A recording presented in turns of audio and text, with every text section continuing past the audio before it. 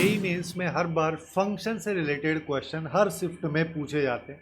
काफ़ी आसान से दिखने वाले ऐसे क्वेश्चंस होते हैं, लेकिन इन टाइप के क्वेश्चंस को भी मोस्ट ऑफ जे एस्पिरेंट छोटी छोटी चीज़ों की वजह से गलत कर देते हैं। तो आज अपन जेई मेंस 2026 के अप्रैल सेशन के पीवाईक्यूज की हेल्प से समझेंगे कि कैसे इस चैप्टर के क्वेश्चंस को अपन अप्रोच कर सकते हैं, क्या अपना वे ऑफ थिंकिंग होना चाहिए। तो जैसे कि पहला क्वेश्चन अपने को क्या दे रखा है कि हमको यहाँ पे इस फंक्शन का डोमेन जो है वो इसके बराबर दे रखा है और फिर इसका सम पूछा है। अल्टीमेटली डोमेन निकालना है तो ABCD की सबकी वैल्यू आ जाएगी। अब डोमेन कैसे निकालते हैं? डोमेन के लिए अपने को जो फंक्शन है उसको अगर अपन देखें तो अपने को दो चीज़ें यहाँ पे याद होनी चाहिए बेसिक कंडीशंस के बारे में डोमेन की, कि रूट के अंदर जो भी लिखा है वो ग्रेटर देन इक्वल टू 0 होना चाहिए। इसके साथ साथ दूसरी कंडीशन लॉग की होनी चाहिए, लॉग के अंदर जो भी ये वैल्यू लिखी है ये हमेशा पॉजिटिव होनी चाहिए। सिंस यहाँ पे अपने को क्लियरली दिख रहा है कि इसमें मॉडुलस फंक्शन का यूज़ हो रहा है, तो सबसे पहले अंदर वाली वैल्यू की बात कर लेते हैं, यानी कि 2x - 5 डिवाइड बाई x²। ये एक्चुअली में पॉजिटिव होनी चाहिए। ये तो हर एक वैल्यू के लिए पॉजिटिव होगी। क्यों होगी? क्योंकि यहाँ पे बाहर मॉड लगा है, अगर नेगेटिव भी आएगा तो पॉजिटिव होएगा। बस यहाँ पे अपने को ध्यान रखना है कौन कौन सी वैल्यू अपन नहीं पुट कर सकते। जैसे सबसे पहले तो ये 0 नहीं होना चाहिए। ये 0 कब होगा? ये होगा x = 5/2 पे, यानी कि x की वैल्यू 5/2 नहीं होनी चाहिए। दूसरा x² - 5 x² - 4 ये जो है ये भी 0 नहीं होना चाहिए, यानी कि x की वैल्यू +-2 भी नहीं होनी चाहिए। तो यहाँ से अपने पास आ गया कि x की कोई भी रियल नंबर वैल्यू ले लो, बस -2 मत लो, 2 मत लो और 5/2 मत लो। ये अपनी पहली कंडीशन है। दूसरी कंडीशन क्या है? स्क्वायर रूट वाली। स्क्वायर रूट वाली कंडीशन क्या कहती है कि लॉग के अंदर जो भी ये लिखा है ये पूरी की पूरी वैल्यू ग्रेटर देन और इक्वल टू 0 होनी चाहिए।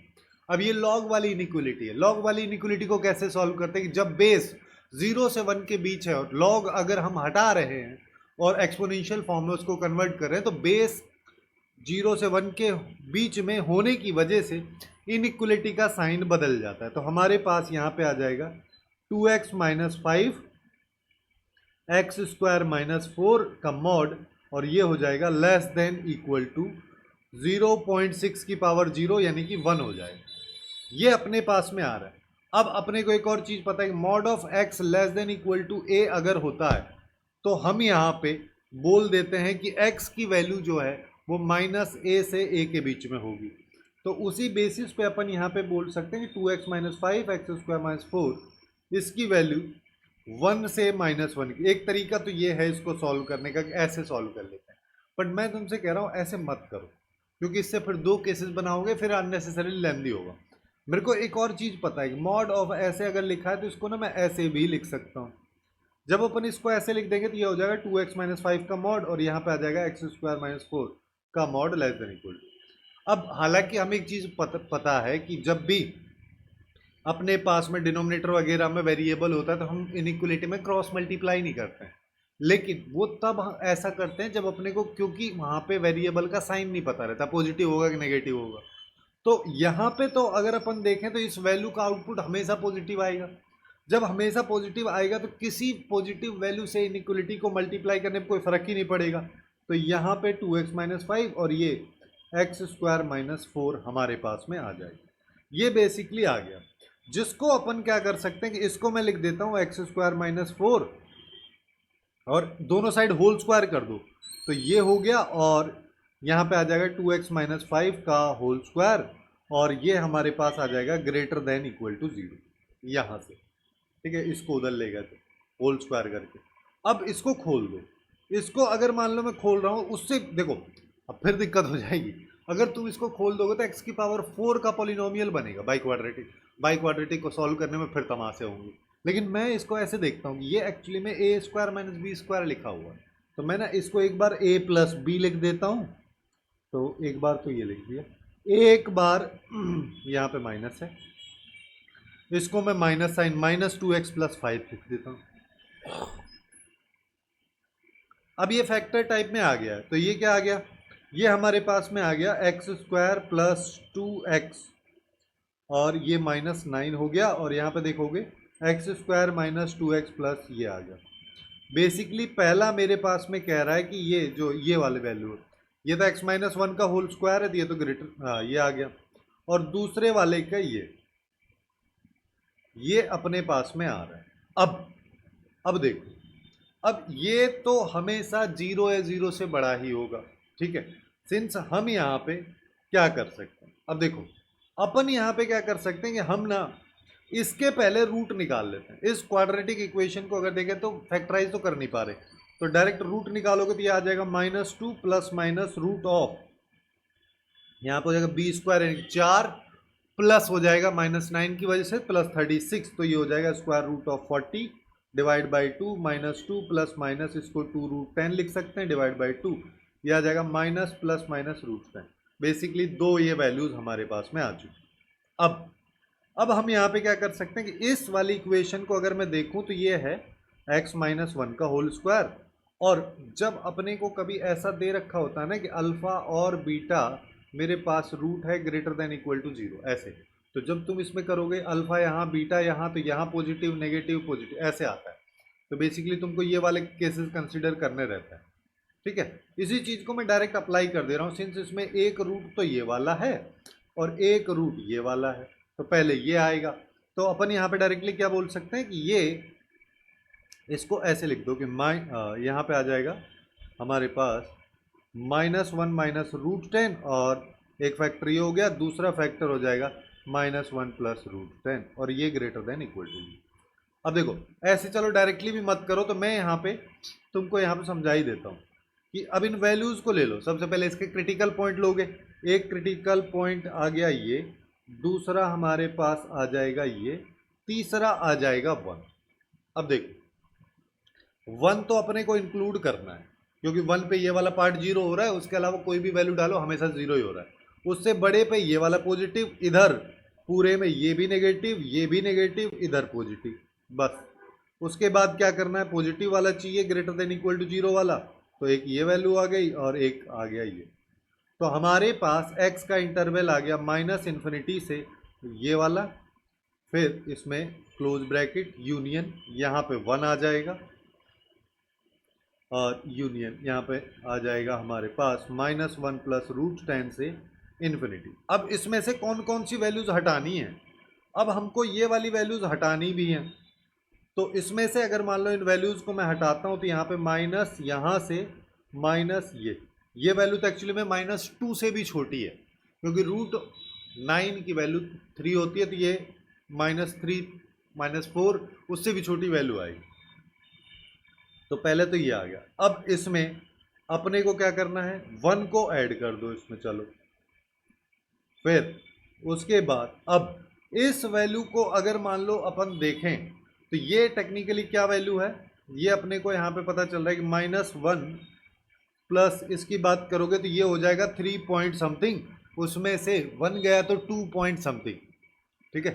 3.5 तो आएगा भी नहीं क्योंकि 3.5 का अगर तुम होल स्क्वायर करोगे तो ये 12.25 होता है, ठीक है। यानी कि 3.5 आएगा नहीं, जिसमें से 1 जाएगा तो 2.5 नहीं बचेगा।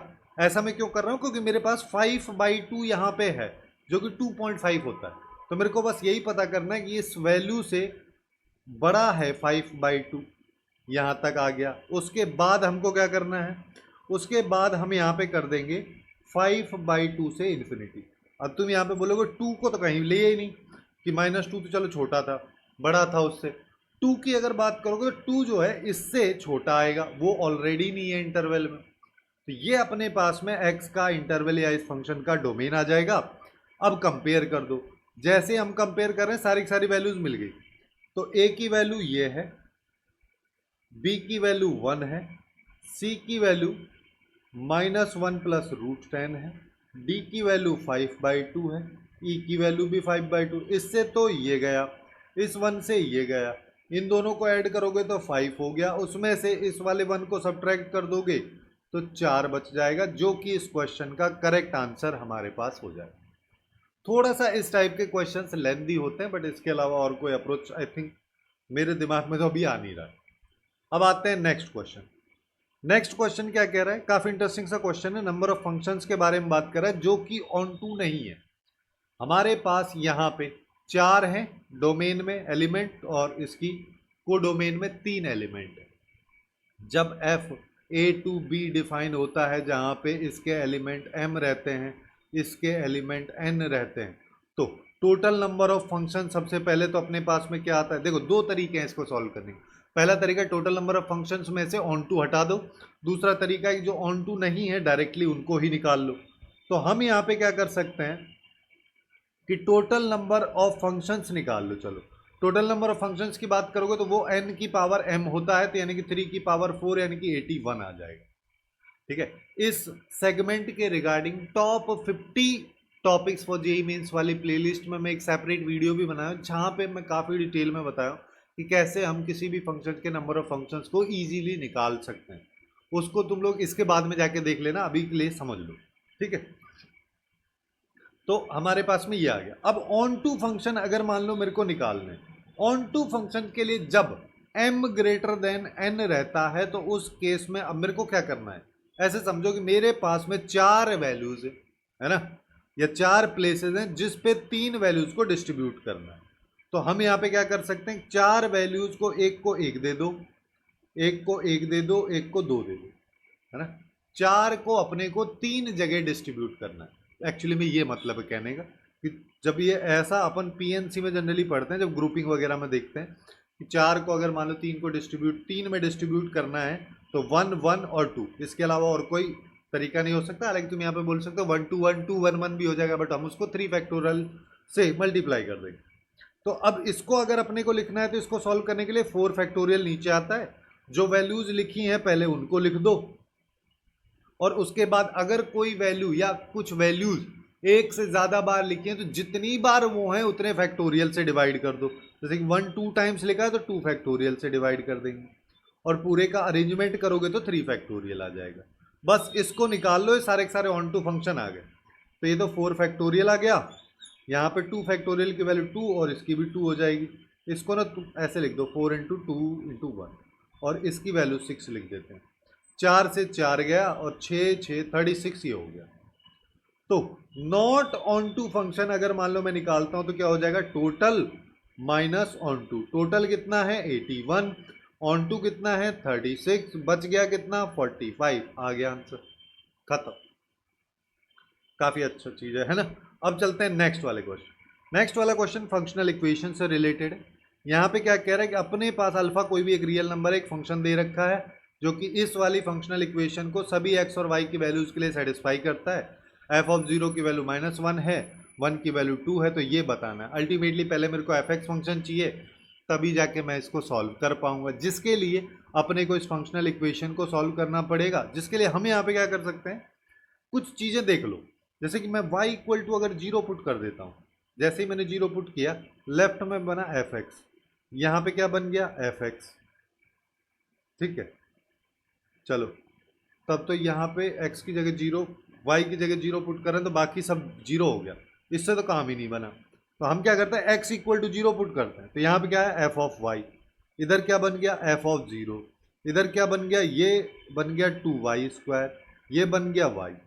अब f ऑफ 0 की वैल्यू इसने दे रखी है तो ये 2y² प्लस y अब आ गया। ठीक है, ये अपने पास में f ऑफ x या f ऑफ y आ गया। अब f ऑफ x अगर ये है तो f ऑफ y अगर तुमको f ऑफ y अगर ये है, f ऑफ x अगर तुमको लिखना है तो y की जगह x रिप्लेस कर दो, तो ये हो गया। या फिर तुमको t लिखना है तो यहाँ पे 2t प्लस, ये बेसिक सा चीज हो गया। अब हमको चाहिए fx फंक्शन जो कि इसको सेटिस्फाई कर रहा हो। अब इसने एक और वैल्यू दे रखी है कि f ऑफ 1 इक्वल टू 2। अगर मैं इसमें x की जगह t की जगह y की जगह 1 रखता हूँ तो इसकी वैल्यू 2 के बराबर आनी चाहिए। तो देख लेते हैं, तो 2 इंटू 1 का स्क्वायर प्लस 1 माइनस 1, तो ये तो आ रहा है, तो सेटिस्फाई भी कर रहा है। तो अब हम यहाँ पे क्या करते हैं, इस पे बात करते हैं। इस पे अगर मान लो मैं बात कर रहा हूँ तो f of x plus Y इसके बेसिस पे क्या हो जाएगा, इसके बेसिस पे हो जाएगा, क्योंकि मेरे को अल्फा भी चाहिए। ठीक है, तो हम यहाँ पे क्या करेंगे, x की जगह x प्लस वाई पुट कर दो, तो यहाँ पे ये आ जाएगा 2 इंटू एक्स प्लस वाई का होल स्क्वायर, यहाँ पे आ जाएगा x प्लस वाई माइनस 1। लेकिन क्वेश्चन में ये क्या दे रखा है, F X plus 2y² plus Y plus alpha X Y. अब लेफ्ट वाले को सॉल्व करेंगे तो ये आ जाएगा 2x² 2y² plus 4xy plus x plus Y minus 1। वहाँ पे fx की वैल्यू रख दो तो ये आ जाएगा 2x² plus x minus 1 plus 2y² plus y plus alpha xy। इसको इससे अगर कंपेयर करते हैं तो क्लियरली दिख गया अल्फा की वैल्यू 4। खत्म खेली, है ना। अल्फा की वैल्यू 4 आ गई तो यहाँ पे इस समेशन को लिख सकता हूँ 4 plus F of N. F of N की जगह लिख दो 2n² प्लस n, यहाँ पे आ जाएगा माइनस 1। ये हमारे पास आ गया। n की वैल्यू 1 से 5 तक जा रहा है तो हर बार 4 आएगा तो 4 इंटू 5 लिख देता हूँ। 2 n नेचुरल नंबर्स के स्क्वायर का सम, तो n यहाँ पे 5 6 और 2n प्लस 1 ये 11 हो गया, डिवाइड बाई 6 होता है। n नेचुरल नंबर्स के स्क्वायर का सम 5 6 बाई 2 माइनस 1 जो है ये 5 बार आएगा तो ये आ जाएगा। अब इसको सॉल्व कर लो, इससे ये गया, इससे ये गया, तो ये हो गया 20, ये हो गया 10, 10 इंटू 11 करोगे तो 110, और ये हो गया 15 माइनस 5 किया तो 10, तो ये आ गया 140, जो कि बी ऑप्शन में दे रखा है। फाइनली ये इसका आंसर हो जाएगा। अब आते हैं नेक्स्ट वाले क्वेश्चन। नेक्स्ट वाला क्वेश्चन स्टेटमेंट टाइप का है। अपने को ये वाला एक फंक्शन दिया हुआ है, यहाँ से यहाँ डिफाइन है, डोमेन को डोमेन दे रखा है, एफ एक्स एक फंक्शन इसके बराबर है। तो दो स्टेटमेंट है। पहले स्टेटमेंट की बात करते हैं जिसमें इसको एफ इनवर्स एक्स चाहिए। तो हम क्या करते हैं, एफ इनवर्स निकालने के लिए सबसे पहले इसको y के इक्वल मान लो। अब x की वैल्यू y के टर्म में निकाल लो, तो यहाँ पे आ जाएगा x माइनस 1, एक्चुअली में y माइनस 1 की पावर 1/4 के बराबर। तो x equal to Y minus 1 की पावर 1/4 प्लस 1, ये आ गया। अब f इनवर्स x अगर तुमको लिखना है तो y को x से रिप्लेस कर दो बस, तो ये बन गया तुम्हारे पास एफ इनवर्स एक्स। अब क्वेश्चन में क्या कह रहा है, एफ एक्स और एफ ऑफ इनवर्स एक्स दोनों बराबर है। तो एक्स माइनस 1 की पावर 4 और X minus plus 1 equal to इसकी पावर 1/4 प्लस, इससे तो ये गया। तो यहाँ पे क्या आ गया, एक्स माइनस 1 की power 4 equal to X minus 1 की पावर 1/4। दोनों साइड पावर 4 करोगे तो एक्स माइनस 1 की power 16 equals to X minus 1। अब देखो, एक बार तो ये दोनों बराबर कब होंगे, जब दोनों जीरो हो जाएं। जीरो हो जाए मतलब x इक्वल टू 1 पे। दूसरी बार बराबर कब होंगे, जब हम बोल देते हैं कि x minus 1 is not equal to 0। तो x माइनस 1 से डिवाइड कर देता हूँ, तो आ जाएगा x माइनस 1 की पावर 15 इक्वल टू 1, यानी कि 1 को अपन 1 की पावर 15 लिख सकते हैं। तो x माइनस 1 इक्वल टू 1 आ गया, तो x की वैल्यू 2 आ जाएगी। तो यहाँ पे दो वैल्यूज इसमें आ जाएंगी। तो यही चीज़ ये स्टेटमेंट भी कह रहा है कि एग्जैक्टली दो एलिमेंट है इस सेट में। ठीक है, पहला स्टेटमेंट सही हो गया। दूसरे पे आ जाओ। अब क्या कह रहा है, एफ एक्स। एफ एक्स मतलब ये वाली value F of F inverse of x plus 1। इसके लिए हम जो ये एक्स है इसकी जगह एक्स प्लस 1 यहाँ पे पुट कर देंगे, जिससे अपने पास में यहाँ पे क्या आ जाएगा कि एक्स प्लस 1 माइनस 1, तो यानी कि बेसिकली एक्स ही आ गया। तो एक्स की पावर 1/4 प्लस 1 हो जाएगा। ये प्लस 1 से प्लस 1 खत्म हो गया, तो x माइनस 1 की पावर 4 इक्वल्स टू एक्स की पावर 1/4 आ गई। अब हमको बस ये देखना है क्या ये एम्प्टी सेट, यहाँ पे क्या एक भी x की वैल्यू एग्जिस्ट कर रही है या फिर नहीं कर रही। इसके लिए मैं यहाँ पे क्या कर सकता हूँ ना कि सिंस अपने को ये दिया हुआ है तो मैं एक आसान सा तरीका बताता हूँ। ठीक है, तुम इसको ना इधर ले आओ। इधर लेके आए तो तुम्हारे पास में एक दूसरा फंक्शन इसको मान लेते हैं कि x माइनस 1 की पावर 4 माइनस एक्स की पावर 1/4। अब अगर ये इक्वल टू 0 हो जाए तो अपन ऐसा बोल पाएंगे कि ये दोनों इक्वल होगा, यानी कि x की वैल्यू एग्जिस्ट करेगी।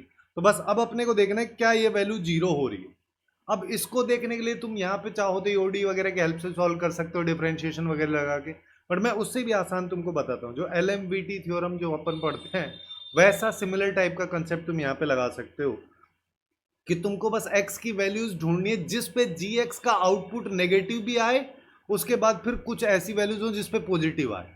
जैसे अगर मान लो चाहे पॉजिटिव आए या नेगेटिव, पहले एक बार समझ लो। जैसे कि g की वैल्यू x की जगह 1 रख दो, डोमेन अपने पास में 1 या 1 से इन्फिनिटी तक है ना। 1 अगर रखोगे तो इसमें माइनस ये तो 0 हो जाएगा, 0 माइनस 1 की पावर ये तो माइनस 1 आ जाएगा।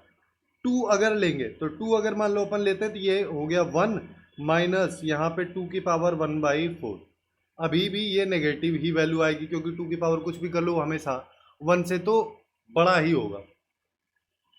3 ले लो, जैसे ही 3 लोगे 3 माइनस 1 किया 2 आया, 2 की पावर 4 किया 16 आया, और 3 की पावर 1/4।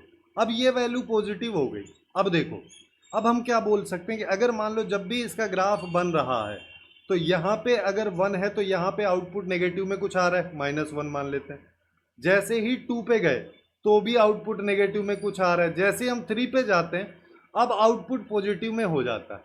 यानी कि जब तुम इसका ग्राफ ड्रॉ करोगे तो ये एटलीस्ट ऐसा होगा कि एक बार तो एक्स एक्सिस को कट करेगा ही करेगा जब ये नेगेटिव से पॉजिटिव में पहुंच रहा है। जब अगर मान लो एक बार एक्स एक्सिस को कट कर रहा है, जिसका मतलब इसका एक रूट तो है, जिसका मतलब क्या हो गया कि यहाँ पे ये वाली वैल्यू एक बार 0 कम से कम हो रही है। ज़्यादा भी हो रही होगी, हमें उससे लेना देना क्या, हमें तो एम्प्टी सेट बताना है। अगर एक बार भी हो रही है तो मतलब एक वैल्यू एग्जिस्ट कर रही है, एक वैल्यू एग्जिस्ट करते सेट का एक एलिमेंट तो कम से कम होगा ही होगा, जिसका मतलब एम्प्टी तो होगा ही नहीं। तो सेकंड स्टेटमेंट गलत हो जाएगा, फर्स्ट सही हो जाएगा। ए ऑप्शन इसका आ गया। काफ़ी इंटरेस्टिंग और काफ़ी अच्छा सा क्वेश्चन है ये। ऐसा क्वेश्चन रिसेंटली मैं कभी तो देखा नहीं हूँ 1-2 साल में। अब चलते हैं नेक्स्ट वाले क्वेश्चन पे आ जाओ। नेक्स्ट वाला क्वेश्चन भी नंबर ऑफ फंक्शन से रिलेटेड है। इस बार 1 फंक्शंस की बात हो रही है। ए अपने पास सेट दे दिया है जिसका डोमेन है और कोडोमेन भी है। ये कंडीशंस हैं, उसके साथ ये वाली कंडीशन। अब तुम यहाँ पे अगर ऐसे करने लग जाओ कि 1 फंक्शन में निकाल लेता हूँ, एफ ऑफ 1 की वैल्यू जब 3 या 3 से बड़ी है, यानी कि 3, 4, 5 हो सकती है। एफ ऑफ 3 की वैल्यू 4, 5, 6 हो सकती है। हर एक के लिए केस बनाने बैठ जाओ तो ये अननेसेसरली लेंदी हो जाएगा। बजाय इसके मैं यहाँ पे इस वाली इक्वेशन पे फोकस करूँ, क्योंकि यहाँ से लिमिटेड केसेस बनेंगे। जैसे कि ऐसा हो सकता है इसकी वैल्यू 1 हो जाए, इसकी वैल्यू 4 हो जाए, क्योंकि दोनों का सम 5 चाहिए। ऐसा हो सकता है इसकी वैल्यू 4 हो जाए, इसकी वैल्यू 1 हो जाए, तब भी 5 आएगा। ऐसा हो सकता है इसकी वैल्यू 2 हो जाए, 3 हो जाए, या 3 हो जाए 2 हो जाए। इन 6 एलिमेंट्स में से केवल यही सिनेरियो बन सकते हैं जब दोनों का सम 5 के बराबर आएगा। तो अपन इनको केसेस मान लेते हैं। ये पहला केस हो गया, ये दूसरा हो गया, ये तीसरा हो गया, और ये चौथा हो गया। अब देखो, अब हम आते हैं पहले केस। पहला केस अपन से क्या कह रहा है कि हमारे पास में फंक्शन बन गया है। यहाँ पे 1 2 3 4 5 6 हो गया है, यहाँ पे भी ये हो गया है और फंक्शन चल रहा है। अब देखो, अब ये क्या कह रहा है कि एफ ऑफ 2 की वैल्यू 1 है, यानी कि 2 का रिलेशन 1 के साथ कर दो। एफ ऑफ 3 की वैल्यू 4 मैं ले रहा हूं, ये आ गया। अब बाकी जो बच गए अपने को 1 1 बनाना है। 1 1 का मतलब क्या हो गया कि अपने पास में एक वैल्यू के एक ही आउटपुट आए। ठीक है, जैसे अब 1 के पास यहाँ पे देखोगे तो 2 पे मैपिंग हो चुकी है, 6 में से 2 एलिमेंट पे मैपिंग हो चुकी है, वो कवर हो चुके हैं। अब उन पे वापस से करोगे तो मैनी 1 हो जाएगा, अब उनको छोड़ के करना, मतलब 4 है। अब देखो, अब अपन बना लेते हैं 4 एलिमेंट बच गए, 4 पे मैपिंग करना है और 4 के साथ ही मैपिंग करना है। अब यहाँ पे मैं बोल देता हूँ, यहाँ पे मैं मैपिंग कर रहा हूँ 1 का, तो 1 के लिए क्या क्या मैपिंग अपन कर सकते हैं। तो जब x की वैल्यू या एफ ऑफ 1 की अगर बात करोगे तो उसका आउटपुट 3 4 5 हो सकता है और 6, 4 वैल्यूज हो सकते हैं, जिसमें से 4 जो है इसने ऑलरेडी कवर कर लिया है। इस पे तो लेके नहीं आएंगे क्योंकि मैनी 1 हो जाएगा। तो अब ए के पास में 1 के पास में कितने ऑप्शन बचे, 3 5 6, 3 ऑप्शन बच गए। ऐसे ही अब 2 कवर हो गया, 3 हो गया, 4 पे आ जाओ। 4 के पास कितने ऑप्शन है, 4 के पास तो सारे के सारे ऑप्शन है उसको छोड़ के जो 1 के लिए कवर हो चुका है, क्योंकि उस पे आओगे तो फिर से मैनी 1 हो जाएगा। तो टोटल हमारे पास में 2 ऑलरेडी कवर, 4 बचे हुए थे, 4 में से एक 1 पे चला गया तो अब 3 बच गए, तो 3 इसके लिए हो जाएंगे। 5 पे देख लेते हैं। 5 पे अगर मान लो अपन देखेंगे तो 5 के लिए हमारे पास में क्या आ जाएगा, 5 पे अब 2 एलिमेंट बच जाएंगे, 6 के लिए 1 बच जाएगा। अब तुम यहाँ पे सोच सकते हो ये वाली के बारे में तो बात ही नहीं किया, एक्चुअली में ये कवर हो गई ना इसी में, एफ ऑफ 3 की वैल्यू यहाँ पे फिक्स हो गई, तो इसका तो कोई लॉजिक ही नहीं बन रहा है। ठीक है, क्योंकि यहाँ पे ये कह रहा है कि एफ ऑफ 3 की वैल्यू 4 या 4 से छोटी होनी चाहिए, सारी की सारी वो वाली वैल्यूज हैं, तो इसको लिखो ही मत चाहे तो। ठीक है, तो अब कितने केसेस बन गए ऐसे, ऐसे फंक्शन अपने पास में बन जाएंगे 3 into 3 into 2 into 1, basic PNC. तो ये हो गया 18। अब फिर आगे आते हैं, अब सेकंड वाला केस ले लेते हैं। सेकंड वाला केस अगर मान लो अपन ले रहे हैं तो इसको ना मैं वापस से कॉपी कर लेता हूं और इधर हम इसको पेस्ट कर देते हैं। ठीक है, लेकिन अपने को ध्यान क्या रखना है, इस बार अब अपने को एफ ऑफ 2 के लिए आउटपुट 4 लेना है और एफ ऑफ 3 के लिए आउटपुट इस बार 1 लेना है। दोनों कंडीशन अभी भी सेटिस्फाई कर रही है।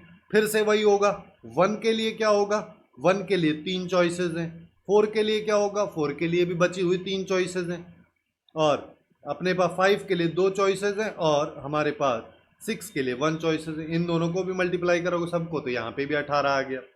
ऐसे ही थर्ड वाला केस, थर्ड वाले केस में अपने को क्या करना है, फिर से कॉपी पेस्ट, यहाँ पे इसको हटा। थर्ड वाला केस कह रहा है एफ ऑफ 2 की वैल्यू 2 ले लो, 2 का रिलेशन 2 के साथ, और एफ ऑफ 3 की वैल्यू 3 ले लेते हैं, 3 का रिलेशन 3 के साथ। अब 1 के पास में कितनी चॉइसेस हैं, 1 के पास में 3 4 5 6, 3 कवर हो चुका है तो 4 5 6 3 चॉइसेस हैं।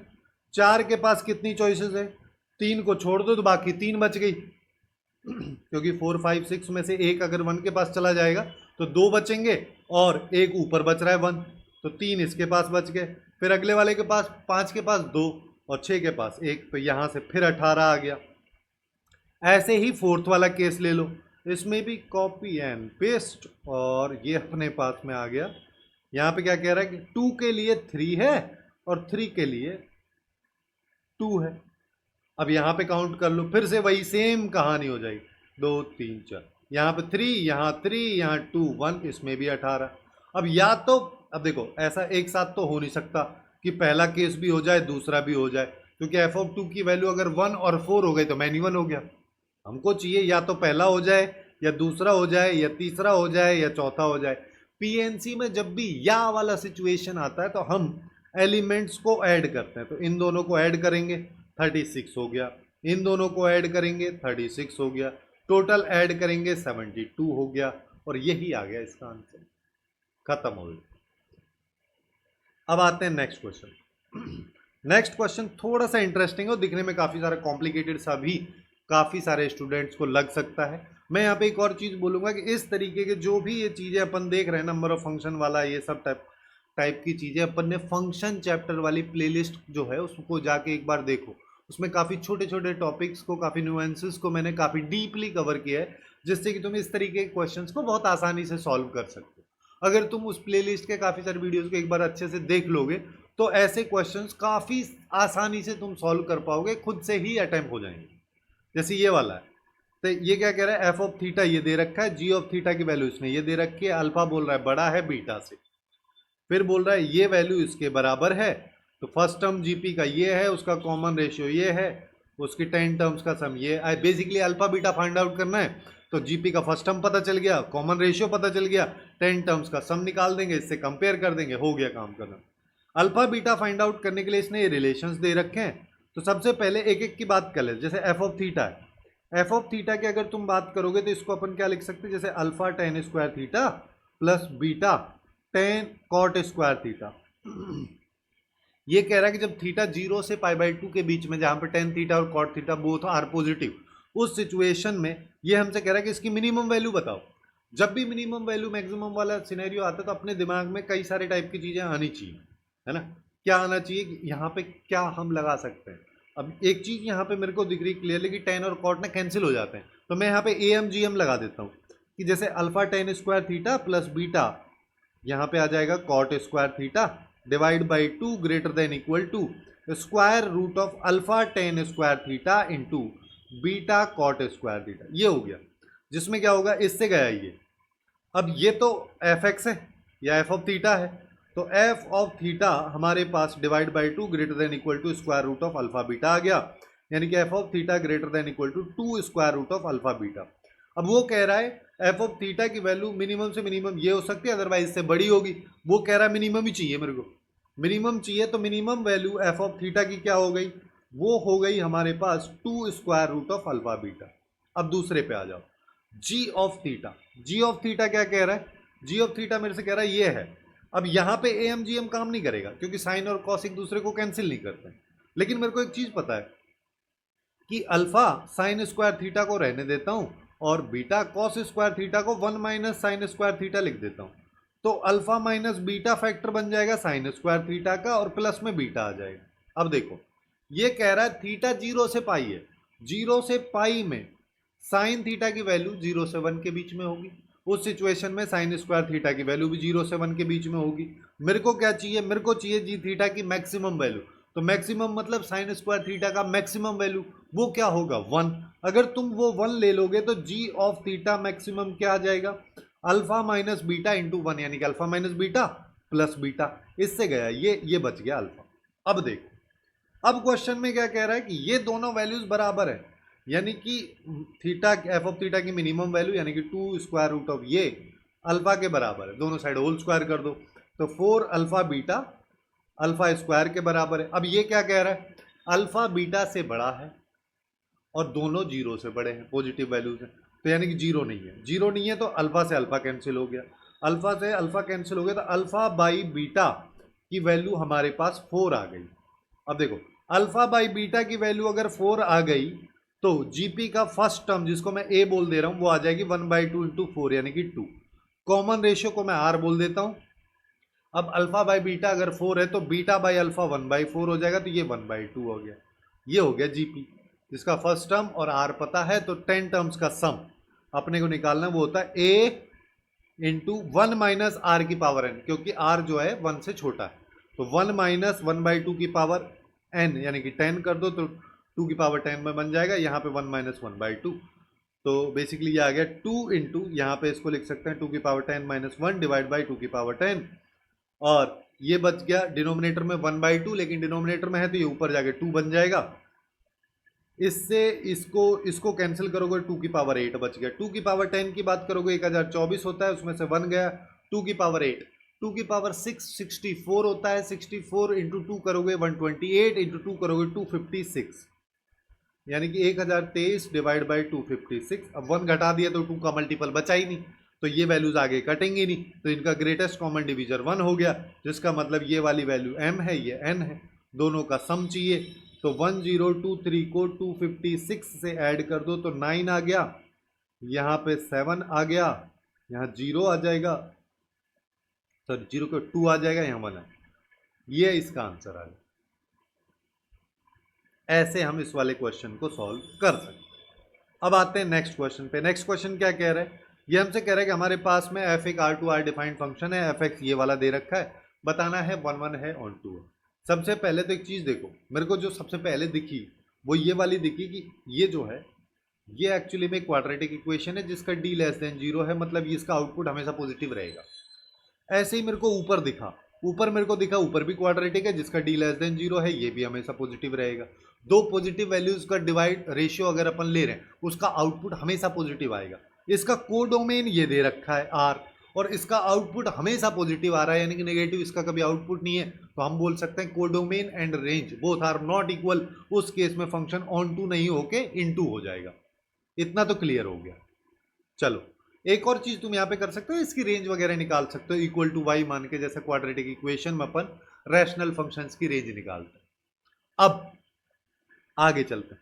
अब यहाँ पे अगर मान लो मेरे को देखो ऑन टू चेक हो चुका है कि इन टू है, अब 1 1 चेक करना है, तो 1 1 चेक करने के लिए मेरे को यहाँ पे देखना है कि ये ग्राफ जो है इस तरीके से बिहेव कर रहा है या फिर हमेशा ऐसे बिहेव कर रहा है, या तो ऐसे बिहेव कर रहा है, यानी कि अपने को देखना है। अब यहाँ पे थोड़ा सा प्रोसेस डिफरेंट है, ठीक है। यहाँ पे अपने को क्या देखना है, यहाँ पे अपने को देखना है इसका एफ डैश एक्स, क्या एफ डैश एक्स हमेशा पॉजिटिव आ रहा है या नेगेटिव आ रहा है, ठीक है। अगर हमेशा पॉजिटिव है तो ग्राफ हमेशा इंक्रीजिंग होगा, हमेशा नेगेटिव तो हमेशा डिक्रीजिंग होगा, तो यानी कि एक इनपुट पे एक ही आउटपुट मिलेगा। इस तरीके का फ्लक्चुएशन कभी होगा नहीं, तो मैनी 1 होगा नहीं, और ये 1 1 हो जाएगा। तो बस यही देखना है अपने। अब देखो अगर मान लो मैं इसका एफ डैश एक्स निकालता हूं तो एफ डैश एक्स अपने पास क्या आ जाएगा, सबसे पहले कैसे करते हैं, डिनोमिनेटर का होल स्क्वायर कर दो, फिर उसके बाद न्यूमरेटर का डिफरेंशिएशन करोगे तो 4x माइनस 3 हो गया। डिनोमिनेटर को एज इट इज मैं लिख देता हूं माइनस साइन। अब डिनोमिनेटर का डिफरेंशिएशन कर दो तो ये हो जाएगा 6x प्लस 1, और न्यूमरेटर को एज इट इज लिख दो। अब सबको कर दो मल्टीप्लाई, सबको मल्टीप्लाई करेंगे तो देखो यहाँ पे आ गया 12x क्यूब, और 4x से पहले मैं मल्टीप्लाई कर दे रहा हूं तो plus 4x square plus 12x, ये अपने पास में इस पे आ गया। अब -3 से करोगे तो -9x², फिर -3x-9, इधर आ जाओ। इस वाले को करोगे तो 6x से पूरे को करेंगे तो यहाँ पे आ जाएगा -12x³। अगले वाला प्लस में 18x², फिर उसके बाद -12x, फिर 1 से करेंगे, यानी कि इसी को लिख दो बस माइनस से मल्टीप्लाई करके, -2x² + 3x - 2, और डिनोमिनेटर में ये अपने पास में है ही। अब देखो क्या हो रहा है, इससे गया ये, ठीक है, पहली चीज। और अपन देख लेते हैं कि हमारे पास ये और ये मिलके दे रहा है अपने को, देखो 12x से 12x गया, 3x से 3x चला गया, चलिए ये भी अच्छा हो गया। अब यहां पर देख लेते हैं, 18 और 4 22, 22 में से 11 गया तो 11x² बच गया, माइनस का 9 और माइनस का 2, तो माइनस का 11 बच गया, और डिनोमिनेटर में जो अपने को दे रखा है वो तो है ही। अब देखो, अब अगर तुम इसको देखो तो ये बेसिकली क्या हो गया, x² - 1 डिवाइड में ये वाली वैल्यू, यानी कि मेरे पास आ गया f' की वैल्यू 11, x + 1 x - 1, नीचे की बात करोगे तो ये आ रहा है ये। अब इसमें ये देखो, ये वाली वैल्यू ना, इसका तो d<0 है, d<0, ये अंदर वाली वैल्यू ही खुद पॉजिटिव है, तो उसका होल स्क्वायर ये तो हमेशा पॉजिटिव, डिनोमिनेटर में हमेशा पॉजिटिव आ रहा है। लेकिन न्यूमरेटर में अब तुम देखोगे तो तुम्हारे पास दो क्रिटिकल पॉइंट, एक -1 एक 1 है, 1 से बड़ी वैल्यू पे पॉजिटिव, इसके बीच में नेगेटिव, इधर पॉजिटिव, ऐसा बनेगा। तो एक बार f' <0 यानी ग्राफ इंक्रीजिंग होगा, एक बार <0 एंड डिक्रीजिंग होगा, एक बार फिर से हो जाएगा, ऐसा होगा। जिसका मतलब रफली इसका ग्राफ कुछ इस तरीके का कर्वेचर टाइप में बन रहा होगा। तो इस पॉइंट पे अगर मान लो तुम चेक करना चाहते हो तो तुमको क्लियरली दिख गया कि एक से ज़्यादा पॉइंट पे कट कर रहा है, हॉरिजॉन्टल लाइन टेस्ट जो कि बताता है फंक्शन 1 1 है कि मैनी 1 है। तो अपने को दिख गया कि फंक्शन 1 1 तो नहीं है, 1 1 नहीं है तो मैनी 1 है, तो अपन बोल सकते हैं कि ना तो 1 1 है ना ऑन 2 है, तो अपने पास में डी ऑप्शन इस क्वेश्चन का फाइनली करेक्ट आंसर आ जाएगा।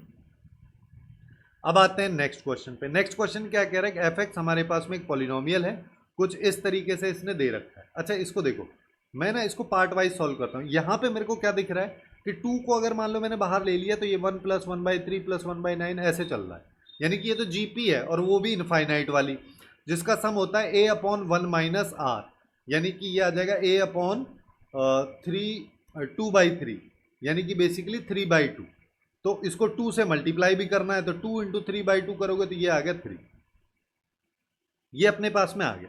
अब देखो एक और चीज देखो, यहाँ पे बेस में 2 है, यहाँ पे बेस में 2 है, यहाँ पे बेस में 3। मैं ना सबका बेस ही बदल देता हूँ, सबका बेस बदलेंगे तो यहाँ पे क्या हो जाएगा, ई ले लेता हूँ, तो इसको अपन लिख सकते हैं f(x) वाला, और डिवाइड में आ जाएगा log 2। यहाँ पे इस वाली वैल्यू की बात करोगे तो यहाँ पे log 3 विद बेस 2 आएगा, जिसको अपन लिख सकते हैं log e, और ऐसे। उसके बाद ये जो मल्टीप्लाई ये वाली वैल्यू लिखी है, इसको अपन क्या लिख सकते हैं, ये आ जाएगा log विद, यहाँ पे 1/, यहाँ पे f(x) आ जाएगा, और ये 1/x में f(x) बच जाएगा, डिनोमिनेटर में log विद बेस ही 3। अब इससे फायदा क्या हो, इससे फायदा ये हुआ कि इससे तो ये गया, इससे ये गया, तो बेसिकली मेरे पास में log of f(x) = log of 1 + f(x) by ये आ रहा है, यानी कि दोनों, अब अगर दोनों वैल्यूज ये इस तरीके से इक्वल हैं, और यहाँ पे अपन क्या कर सकते हैं कि f(x) और इसका एलसीएम लेके इसको सिंप्लीफाई कर दो कि 1/x यहाँ पे आ गया, तो इसको लिख सकते हैं ये दोनों बराबर, अंदर वाली वैल्यूज बराबर होंगी। जब अंदर वाली वैल्यूज बराबर होंगी तो इसको इधर ले आओ और मल्टीप्लाई कर दो, तो यहाँ से क्या आया, f(x) + f(1/x) = f(x) × f(1/x)। अब ये जो है ये एक्चुअली में एक स्टैंडर्ड फंक्शनल इक्वेशन है जो तुमने अपने नोट्स में पढ़ी होगी, जिसके लिए f(x) फंक्शन 1 ± x की पावर n होता है, ये तुमको पता होना चाहिए। अब यह स्टैंडर्ड फंक्शनल इक्वेशन के क्वेश्चंस पहले पूछे जाते थे, रिसेंट 2-3 साल में पूछे भी नहीं गए, लेकिन अब ये क्या किया है, स्टैंडर्ड फंक्शनल इक्वेशन को ऊट पटांग तरीके से कहाँ कहाँ घुसा दिया है कि तुम उसको सॉल्व करो, पहले स्टैंडर्ड निकालो, जब तुमको पता चले तो फिर इसको अप्लाई करो। अब ये दे रखा है तो इस वैल्यू की हेल्प से n की वैल्यू आ जाएगी। वो क्या कह रहा है कि x की जगह 6 पुट कर दो, तो f(6) की वैल्यू 37 1 प्लस माइनस 6 की पावर n। अब तो तुम बोल ही सकते हो कि यहाँ पे एक्चुअली में प्लस साइन आएगा सबसे पहले तो, और n की जगह 2 हो जाएगा। तो हमारे पास में f(x) फंक्शन आ चुका है 1 प्लस एक्स स्क्वायर। अगर ये इतना है तो इस पे आ जाओ। ये क्या कह रहा है, summation of 1 plus N square, X की जगह n रख दो, n की वैल्यू 1 से 10 तक जा रही है, तो 1 जो है 10 बार आएगा तो 1 इंटू 10 कर दिया, प्लस n नेचुरल नंबर्स के स्क्वायर का सम जबकि वो 10 है, तो n into N plus 1 into 2n plus 1 by 6। Solve कर लो। ये तो 10 हो गया, ये 3 से 2, 3 से 7, 2 से 5, तो ये तो हो गया 10 और ये हो गया 35 को अगर मैं 11 से मल्टीप्लाई करूंगा तो ये आ जाएगा 385, और प्लस अगर हम यहाँ पे 10 कर दे रहे हैं तो वैल्यू आ गई 395। ये इस क्वेश्चन का करेक्ट आंसर अपने पास हो जाएगा।